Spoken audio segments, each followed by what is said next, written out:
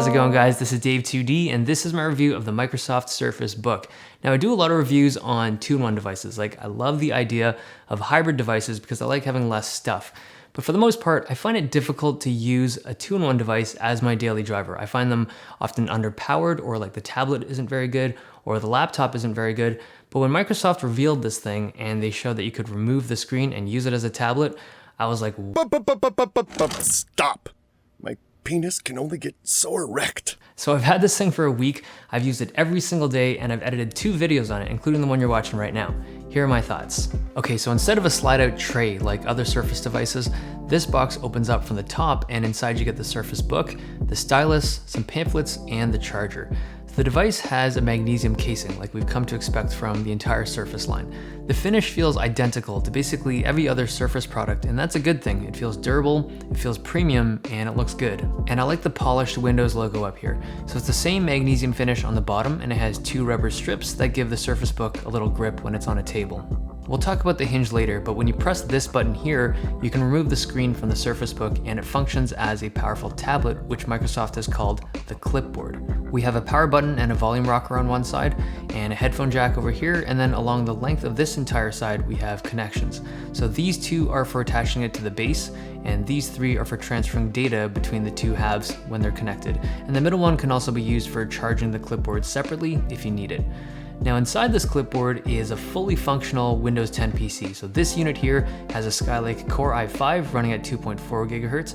It has 8 gigs of RAM, 256 gigs of storage, an Intel HD 520 integrated graphics, as well as a discrete Nvidia chip, which isn't in here, but it's in the keyboard base. And this configuration will run you $1,900 US. Yeah, it's very expensive now. The base unit starts at $1,500, but once you throw in the Nvidia chip, you're looking at $1,900 and up. The screen is a 13.5-inch panel running at 3000 by 2000 pixels, so like all current Surface products, it has an aspect ratio of 3:2 instead of like the 16:10 or 16:9 like other tablets. The disadvantage is that you get some pretty heavy letterboxing when you're watching videos. It's not a widescreen, right? And then you also lose some width on your screen when you're editing things with timelines, so for like video or audio production. But the good thing is that for things like taking notes, reading books, or just browsing the web, or doing basically any kind of work on clipboard mode, it's a lot better. So for the purpose of a 2-in-1 device, a 3:2 aspect ratio is definitely the right choice. Viewing angles are great, and it's really bright, like as bright as a Macbook Pro display. And something else I really like is how dim the screen gets. Like you can comfortably view this in the dark. There's an 8-megapixel camera on the back, which gets decent pictures, but come on, it's a 13.5-inch tablet. You don't want to be that guy. And there's a 5-megapixel camera on the front, which has surprisingly good video quality, and it's used for Microsoft Hello. It's basically like a quick way to unlock the device using facial recognition, and it works really well. The tablet experience is decent. It's reasonably lightweight at 1.6 pounds, but remember, it's a 13.5-inch screen, so it's a really large tablet, and it's kind of cumbersome when you use it. It's good as a digital clipboard for sharing things with others, and it's nice and big for illustrations and any kind of creative work, but when you use it as like a media consumption device, it's really fluid and it's snappy for browsing the web and watching videos, but it doesn't feel particularly ergonomic or inviting to use. Like the edges are a little sharp and it feels really industrial, but for a large screen tablet, it's pretty comfortable to use overall, as long as it has battery life, and therein lies the catch. The battery life on this thing is really short. Microsoft gives a rough estimate of around 4 hours. I got around 2 to 3 hours, so if you're watching a longer movie at maximum brightness, you may not be able to make it through the whole thing. The speakers are okay, they get reasonably loud, but the sound quality isn't great. For a clipboard that you occasionally use to share a screen with someone, it's pretty cool, but for personal media consumption, a battery life of 3 hours is too short. So if you're looking for the Windows experience in a tablet, I would really recommend the Surface Pro 4 over the Surface Book. The new Surface Pen is an upgrade over the previous generation, so this nib has better texture to it. It doesn't quite feel like writing on paper when you use it, but it's better than before. The eraser on the back is really cool. They got the texture right, and it legitimately feels like you're erasing something. You'll look for eraser bits on the screen when you use it. So I've erased a lot of stuff while playing with it over the past week, and the eraser nub still looks the same. It doesn't seem to wear out quickly. You can click the eraser to start up OneNote, and then you can double click it to take screenshots, and you can hold it to launch Cortana. Overall, they did a great job on this pen. Now, I'm not a strong illustrator, but I have a friend who is, and she drew a couple things using the Surface Book, and like any other tablet, it's inefficient to draw without a keyboard because you lose your keyboard shortcuts, but overall, she thought it was pretty cool, and I quote, "I thought it was pretty cool." Okay, the clipboard attaches to the keyboard using these two tabs here. So you line up the two tabs with the slots, you place it in, and then you get a fully functional laptop. And to detach it again, you press the same button. Here's a cool fact, there's a click you hear when it detaches, which is supposedly a sound that they put out through the speakers just so you know it's been detached, because the actual mechanism is pretty quiet. The connection is strong and it seems reliable, like you can carry it around holding just the screen.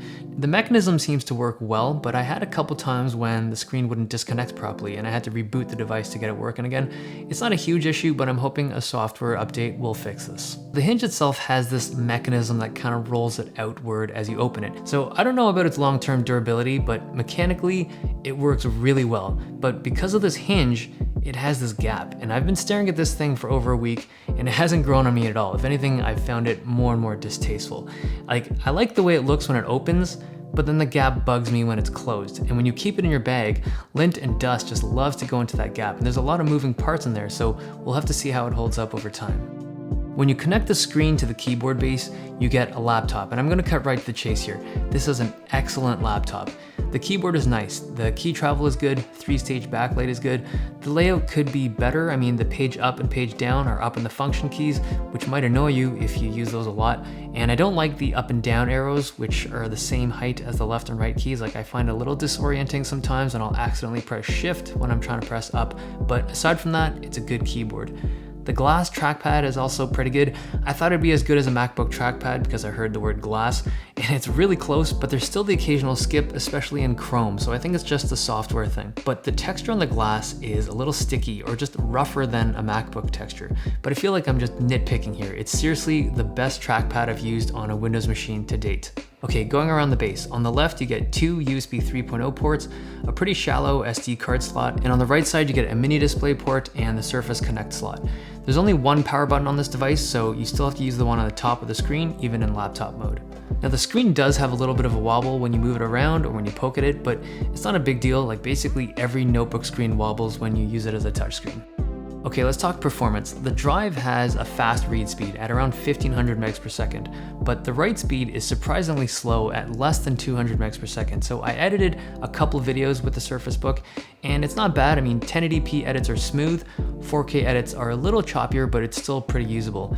In comparison to the 13-inch i5 MacBook Pro, 1080p edits feel identical, but the MacBook Pro is noticeably smoother to edit on in 4K.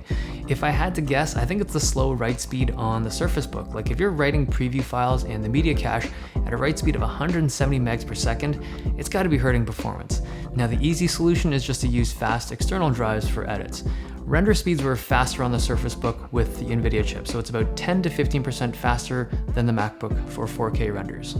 So this Nvidia chip has 384 CUDA cores, so it resembles a low-end Maxwell chip, so it's like a 920 or like a 940M, but it has 1 gig of DDR5 RAM, which is less RAM than your average 940M.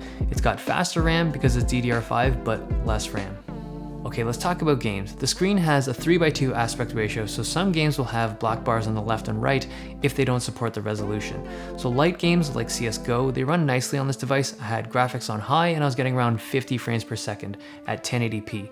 MOBAs like Dota 2 and Heroes of the Storm, they get pretty good frame rates. Like, I tried to push the graphics quality and I was getting around 35 to 40 frames per second on extreme graphics at 1080p. So you can easily hit 50-60 frames per second on high graphic settings. Games like Rust or any kind of like online open world environment, those don't run well, probably because of that 1 gig of video RAM. So at fastest settings at 1080p, I was getting around 15 to 20 frames per second. I wouldn't really call that playable. StarCraft runs well. I haven't played it in a while and I got wrecked, but I was easily getting 50 frames per second on high settings at 1080p. I didn't notice much throttling in games. Frame rates seemed pretty steady in everything I played, and the temperatures are normal. Like, it's a little warm on the clipboard screen, but the keyboard stays relatively cool even under load. It's a similar temperature to a MacBook Pro when it's under load.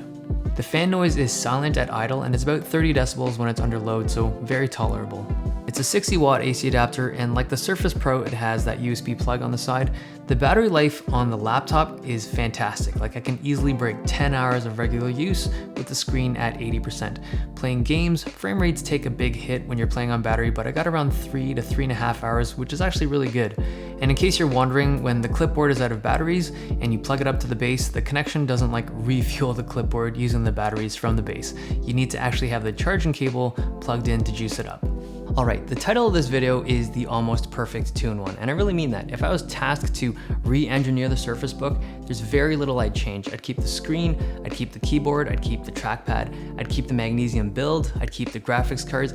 I mean, I'd even keep the ports. There's no USB-C, but it's 2015. I think we're good without USB-C for another year. One thing that I would change, or at least try to change, is that hinge.